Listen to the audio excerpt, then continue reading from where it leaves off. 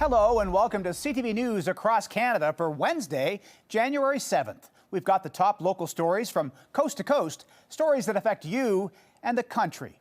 Thanks for joining us. It's a quiet road in a less populated part of Shelburne County, a place where neighbors wave as they pass and everyone knows who lives where.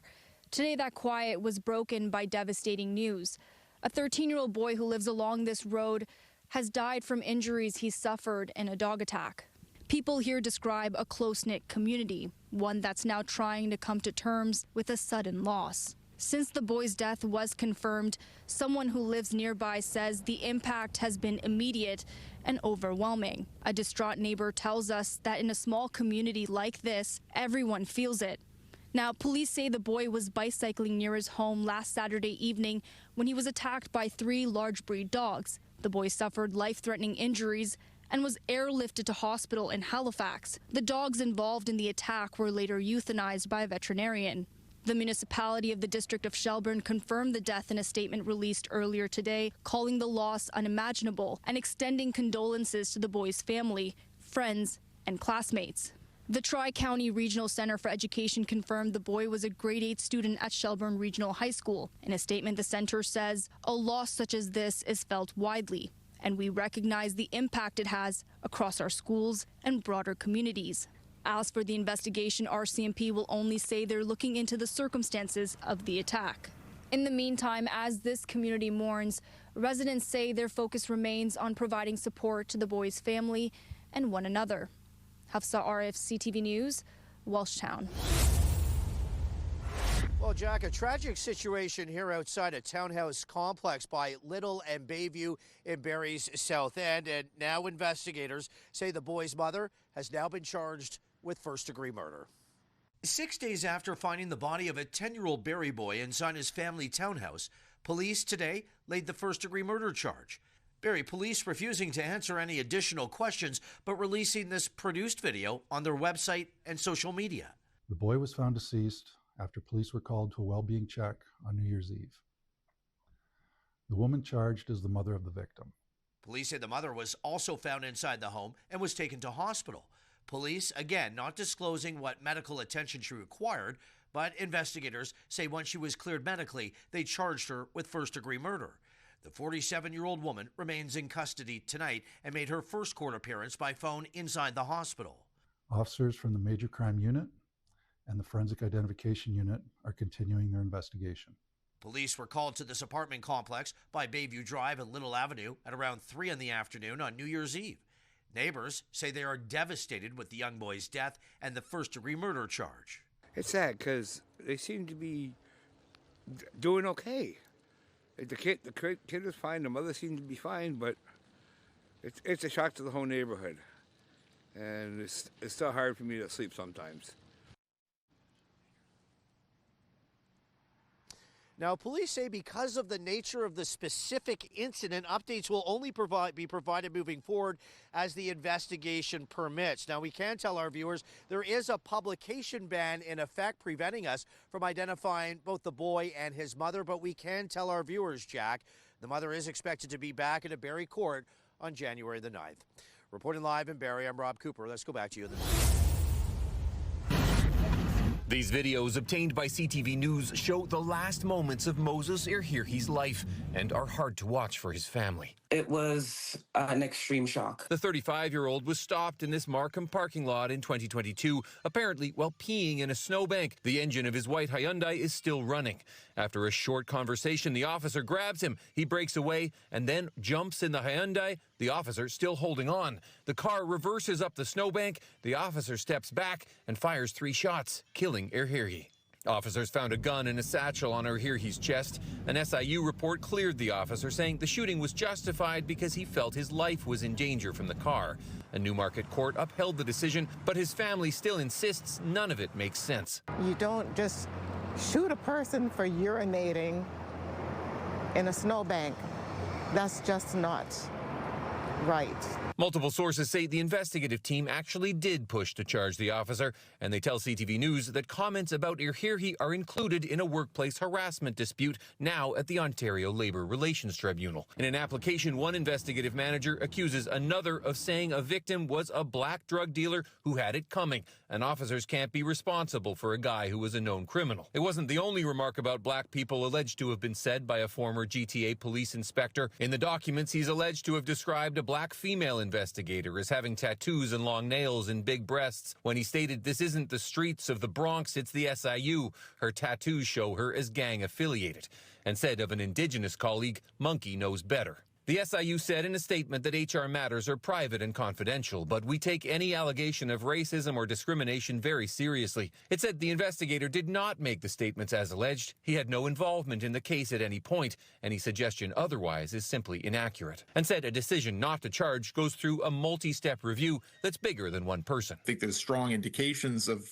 anti-black racism in this particular case. Lawyer Paul Slansky represents the Irhirhi family. He's challenging the SIU's decision not to charge to Ontario's Court of Appeal. He says the alleged comments could also impact future cases. It just shows that if you're a certain race, you're not going to get full justice as somebody else's race. The SIU should reopen the case and charge the subject officer.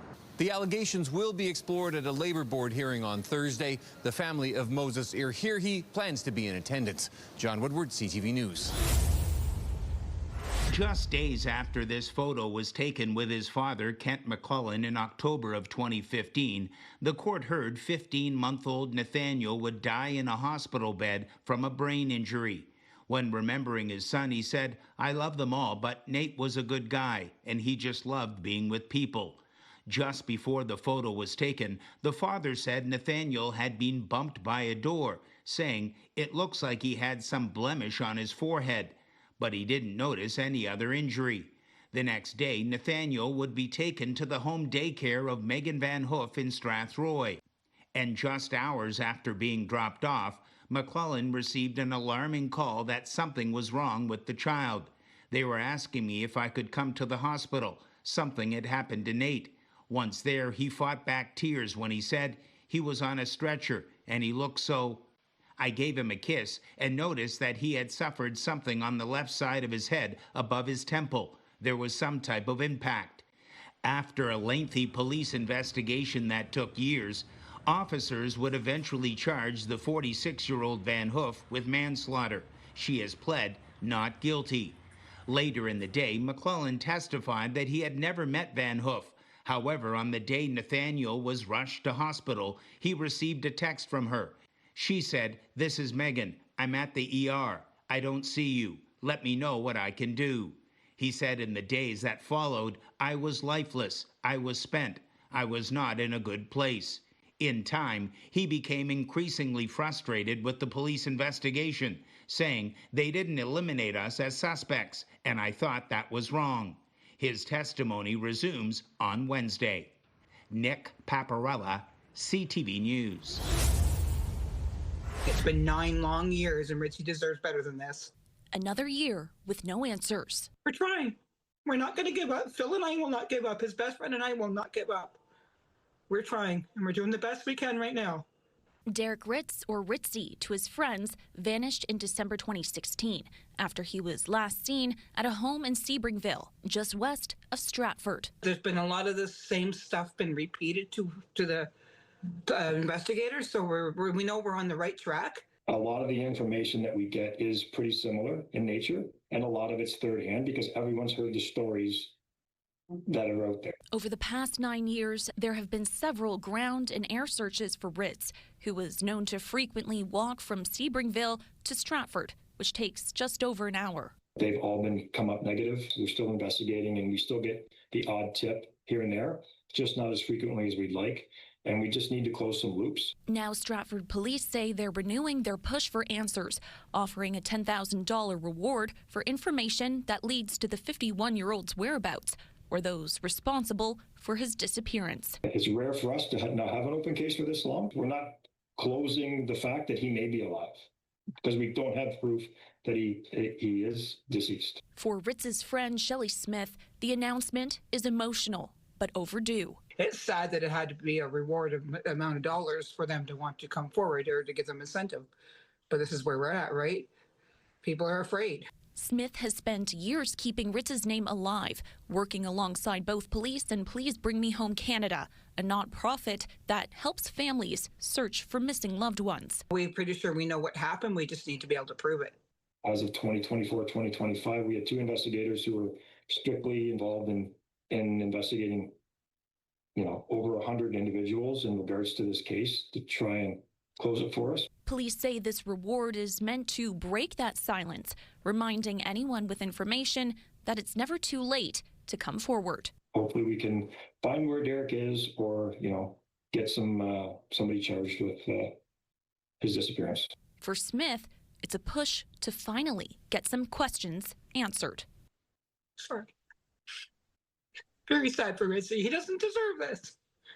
Hannah Schmidt, CTV News, Stratford. It is a bumpy and slow go near the corner of Papineau and Mount Royal. A long stretch of potholes has drivers swerving, trying to avoid damage to their cars. Did my best. Tried not to hurt my car. Several deep potholes lined up one after another, and drivers say it's not safe. Oui, c'est dangereux, je voulais même prendre des photos. C'est pas des trous, c'est des fossés. This man says they're not holes, they're ditches, likely the result of a recent freeze and thaw cycle. These potholes may be appearing a touch early, but there are many more to come. We don't believe pothole season is quite ready, but every time we see a freeze and thaw cycle, there will be some potholes in the city. CAA Quebec has a few tips for drivers when you approach a pothole. The first thing that we tell people is try to reduce your speed. Whenever you're getting to the pothole, actually release the brakes. Because if ever you go through a pothole with the brakes on, that can actually damage your brakes, damage your car even more. The City of Montreal says potholes are on its priority list, but it's juggling several issues, like reducing ice to prevent pedestrian falls and injuries. And our biggest priority is people's health. So making sure that they're not skating on sidewalks has to be the priority. We don't want the hospitals to fill up. Alerting 311 when you do see a pothole is important, so crews can get it fixed. Clearly, what's happening on the roads and making sure the roads are safe and drivable with the minimum amount of damage to cars is obviously on our radar screen. If your car is damaged by a pothole, CAA says it's not exactly easy getting the city to pick up the bill. You have to prove 2 things in order to actually sue a city for it. So the first thing is that the city must know about the danger in front of them. And then the second part is that you got to prove that they were negligent. Something to keep in mind as you try to protect your car from the city's rough roads. Matt Grillo, CTV News. More than 100 years of history and memories gone up in flames after the building once known as the Douglas Tavern burned to the ground. Devastated. Devastated is a very good word. Lost. Most recently, the building had become the Douglas Trading Post and Diner. Owners Amanda Todd and Dan Peters now left with nothing but the clothes on their backs. Like a rolling stone now. We have no home, we have no life, we have no business. Yeah. It's kind of all free. It's not good to put all your eggs in one basket, I guess, but that's what we did. The call came in at 8 p.m. Monday night as flames shot through the roof, firefighters battling the flames until 3 a.m. There's a fake ceiling upon a fake ceiling in there, and it was somewhere in between those ceilings that the fire had got good start to it, and once it started to grow, we had an awful time trying to catch it. I looked out my window and I just seen flames coming out of that window. It scared me, and it was a total shock. There was a line from smoke on the water that resonated with me. They burned down the gambling house and it died with an awful roar. There were no injuries, but this community is in mourning. It was like watching somebody that you love die. It was a part of us. The Douglas Tavern and Hotel was once the hub of the community, known for its iconic St. Patrick's Day celebrations. Owned and operated for decades by the McHale family, Douglas's fire chief watching his childhood home and family business go up in smoke. I lost my dad in October, and we just lost another member of our family. I don't know how else to say it. It's hard to put it into words. It's not mine anymore, but in part of me it always will be. And to have have to make that phone call to Mom and tell her that it's gone. It's she hasn't been here yet, and I hope she doesn't come today.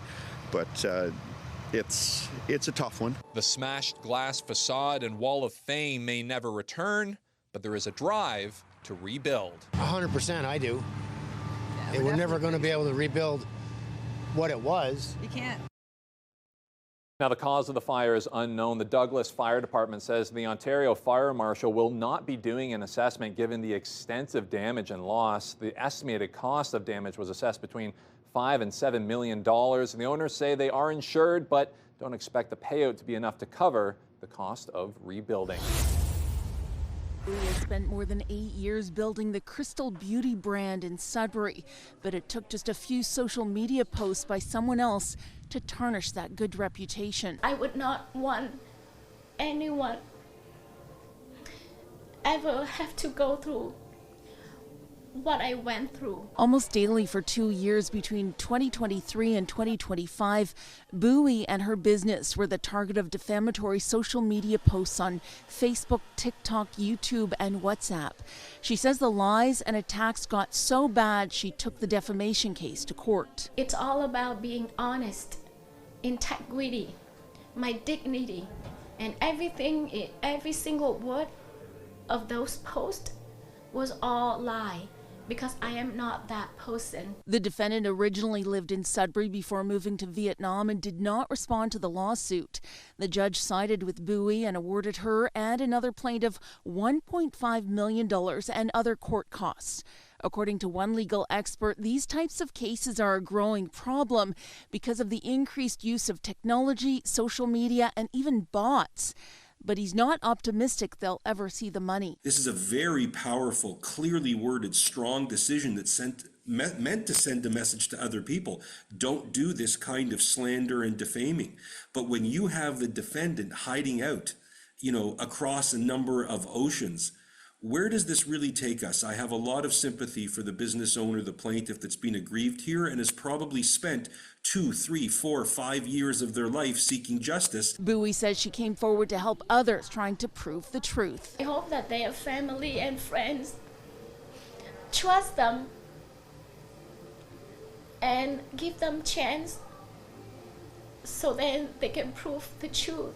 Just like what I did. Bowie says it's been difficult getting all the defamatory posts taken down, especially off Facebook, but she adds she is thankful for the customers and staff who believed her over the lies.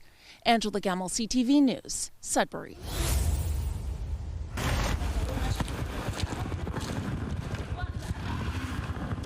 For many drivers, the consensus on road conditions in Edmonton is clear. Bad, bad, bad. The city says it's working 24/7 to clear main and arterial roads before moving on to residential streets. I wish I could see some equipment on the road, but I don't know where they are. Like we had the snowfall over a week ago, right? So I don't know what the holdup is. Snow has been building up on residential roads for weeks, creating ruts and problems for drivers. People get stuck real easy and that stuff.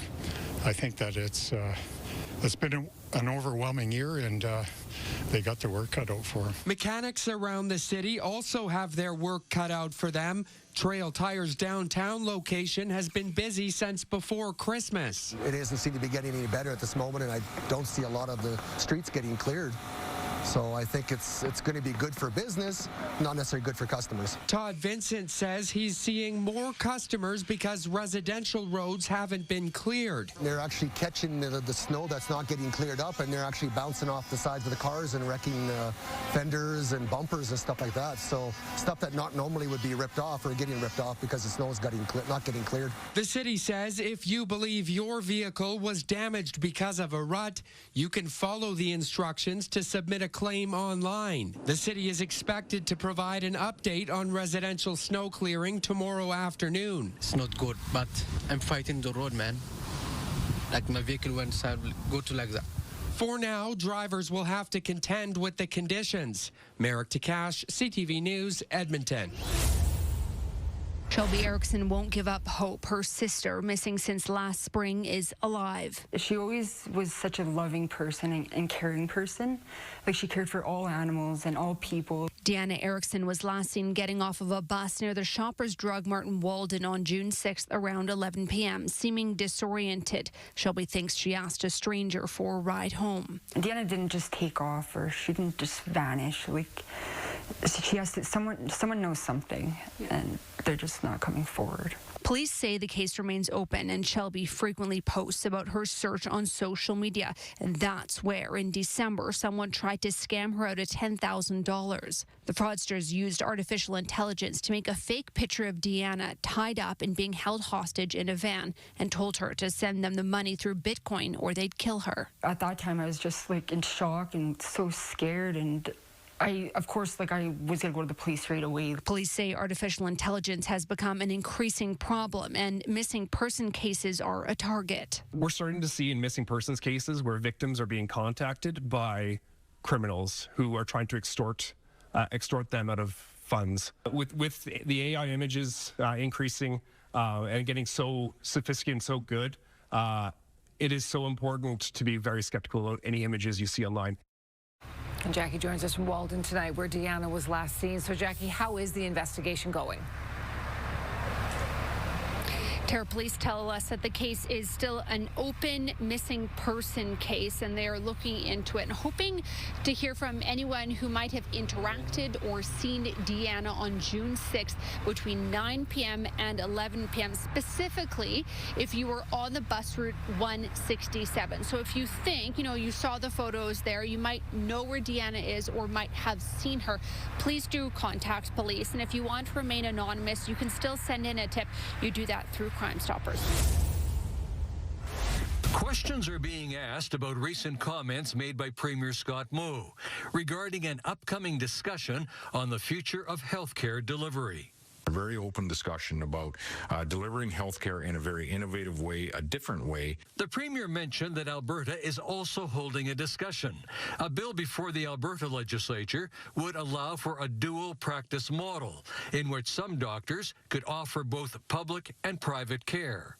The Premier did not say if it might be considered in Saskatchewan, but the NDP already is on record as being opposed. My message to Scott Moe and the Sask Party, if you really think that you are going to dismantle and destroy public health care in the birthplace of Medicare, you better be ready for a fight. In a written statement, the government said the lost and reckless NDP say new ideas are needed in healthcare, but reject new ideas in healthcare. They can attempt to frame this any way they want, but the fact remains our government will continue to pursue innovative approaches. The government statement offered little insight into what changes may be coming to healthcare delivery in Saskatchewan, only that there will be a full discussion during the course of this year. Wayne Mantika, CTV News, Regina.